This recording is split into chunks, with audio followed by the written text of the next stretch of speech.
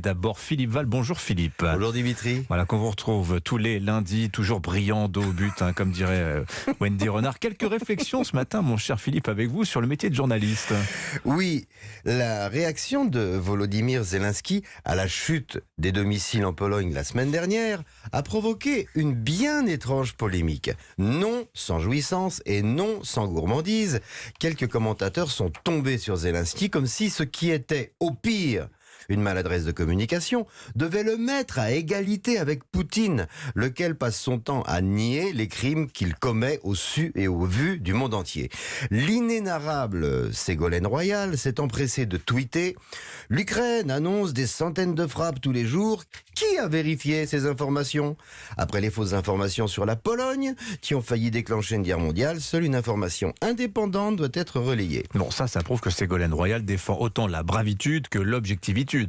Absolument. Pour Ségolène Royal, l'Ukraine n'est pas tellement bombardée. Peut-être un peu bombardée, mais pas tant que ça.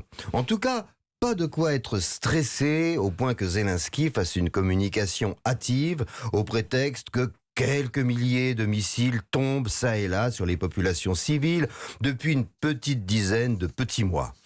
Le journaliste Frédéric Leclerimoff, mort du côté de Severodonetsk en mai dernier, et tous les journalistes qui risquent leur vie pour nous informer heure après heure, nous racontent des blagues. Les Ukrainiens crient avant d'avoir mal, en quelque sorte. Mais pourquoi, Philippe, douter de la réalité des crimes de guerre commis par l'armée russe ? Eh bien, la réponse est évidente, voyons. Si c'était vrai, on en parlerait dans les journaux télévisés russes.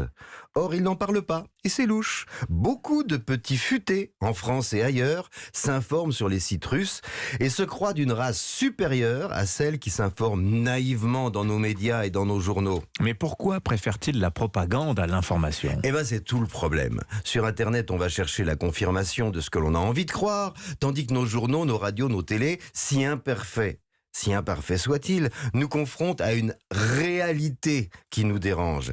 Il y a sans doute beaucoup à dire sur l'industrie de l'information, mais la pluralité de nos sources et la liberté d'informer garantie par nos lois nous permet de nous faire une idée assez juste de la situation.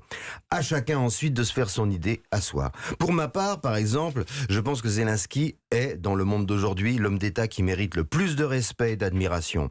Il incarne un pays qui se bat pour tous les pays où, précisément, règne la liberté d'information, sans laquelle n'existe pas de liberté tout court.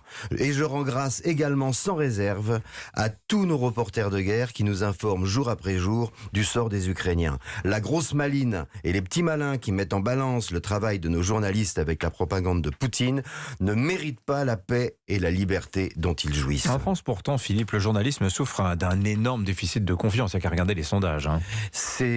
Oui, c'est triste. Et nous avons tort.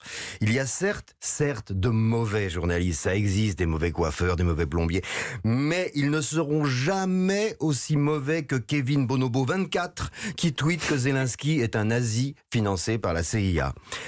La liberté, c'est d'abord la liberté de l'information. La Russie, la Chine, la Corée du Nord, l'Iran sont d'abord des pays où la liberté d'informer n'existe pas. Aujourd'hui, en France, les médias d'information, les radios, les télés, les journaux sont en train d'agoniser parce que de plus en plus de gens s'informent sur les réseaux sociaux. Eh bien, leur agonie, c'est l'agonie de nos libertés. Aujourd'hui, si j'avais un message d'urgence à faire passer, je dirais, plutôt que de perdre votre temps à lire sur Twitter les élucubrations de Ségolène Royal ou de Kevin Bonobo 24, écoutez vos radios, lisez vos journaux, soyez critiques et exigeants avec eux, intéressez-vous à eux. Ils sont le plus sûr rempart contre la barbarie qui nous guette. Voilà, ce qui n'empêche pas qu'ils aient le droit de critiquer, et ça c'est très important aussi. Il faut le faire. Merci Philippe Val, à la semaine prochaine. Demain c'est Yann Moix qui sera avec nous dans votre siège.